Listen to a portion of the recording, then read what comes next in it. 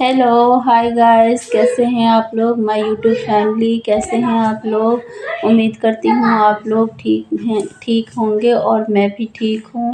तो जैसा कि आप लोगों को पता ही है, छठ का दूसरा दिन है जिसे भोर का अर्घ कहते हैं। तो गाइस, कल शाम को तो हम घाट पे गए थे, पर आज सुबह को मॉर्निंग में नहीं जा पाए क्योंकि बच्चों की भी थोड़ी सी तबीयत ख़राब थी और मेरी भी तबीयत ख़राब थी। फिर हस्बैंड जी को जॉब पे भी जाना था तो नहीं जा पाई। और ऐसा कुछ हुआ कि मुझे आज अपने गांव की बहुत याद आई, बहुत ज़्यादा ही याद आई। तो चलो, मैं आपको वो भी बताऊंगी आगे वीडियो में कि मुझे आज अपने गांव की इतनी याद क्यों आई।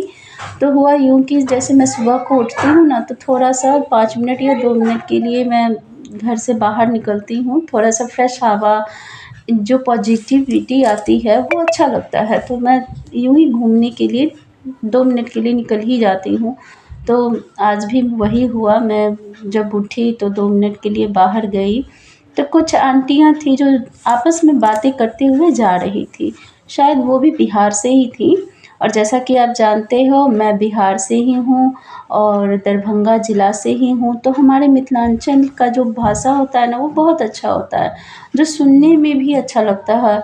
और वो आंटियाँ जो थीं वो भी बिहार से थीं, तो वो खुद में ही बात करते हुए जा रही थी।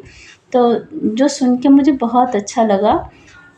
तो वो एक आंटी दूसरे आंटी से कह रही थी कि कन्या, घाट पर गेल छलियै। तो फिर वो दूसरी ने कहा कि नहीं नहीं चाची, नहीं गेलियनि, से बड़ तबियत खराब छलनि ने, ताहि दुआरे नहीं गेलियनि।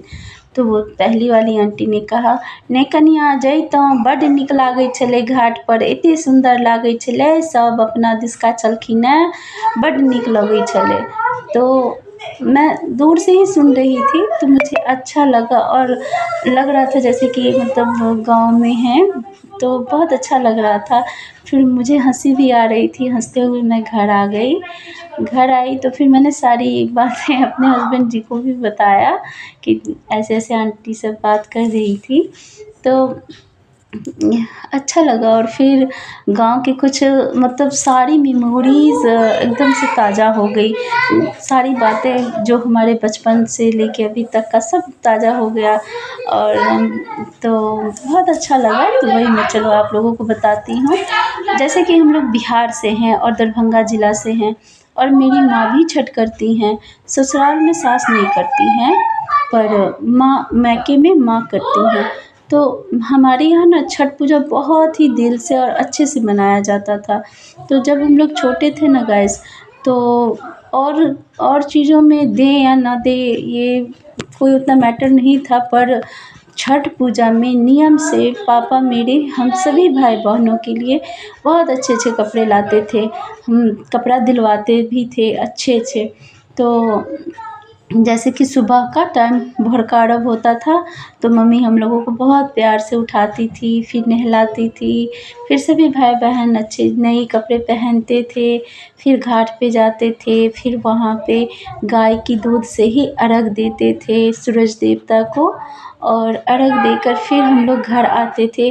घर आकर माँ को प्रणाम करके फिर हम लोग प्रसाद खाते थे। तो बहुत अच्छा लगता था। तो जैसे वो सारी मेमोरीज़ एकदम से ताज़ा हो गया। और उसके बाद किसी भी चीज़ में मन ही नहीं लग रहा था। वो बचपन के वो दिन इतने अच्छे थे। फिर हमारी शादी हो गई और शादी के बाद हम शायद 2 या 3 बार ससुराल में रहे होंगे छठ में। तो घूँघट में ही रही, तो उतना कुछ पता नहीं चला ससुराल में कि मतलब छठ त्योहार।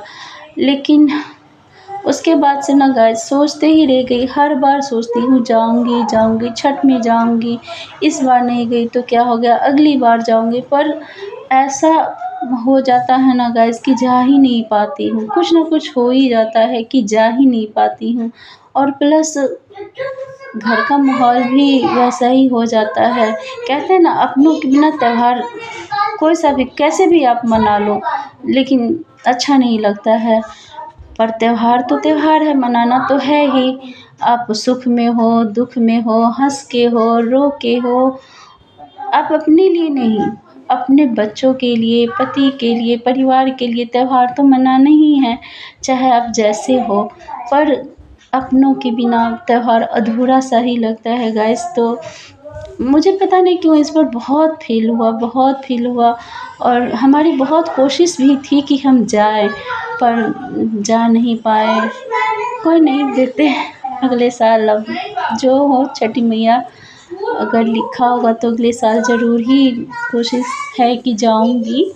और तो यही जो थी ना ये मेमोरी बचपन वाली, वो मुझे बहुत आज सुबह से ही एकदम झिझोर, जिसे कहते हैं कि झिझोर के रख देना, सो वैसा मन हो गया। तो मुझे बहुत याद आई अपने गाँव की और छठ पूजा की। और क्या ही बताऊँ, अपने तो अपने ही होते हैं, पर जो लोग बाहर रहते हैं ना, उनसे पूछो कि अपने क्या होते हैं, वही बताएंगे। अब मैं क्या बताऊँ, मैं बता नहीं पा रही हूँ आप लोगों को। पर ना गाइस, एक बार कम से कम अपनों को याद तो ज़रूर कर लिया करें।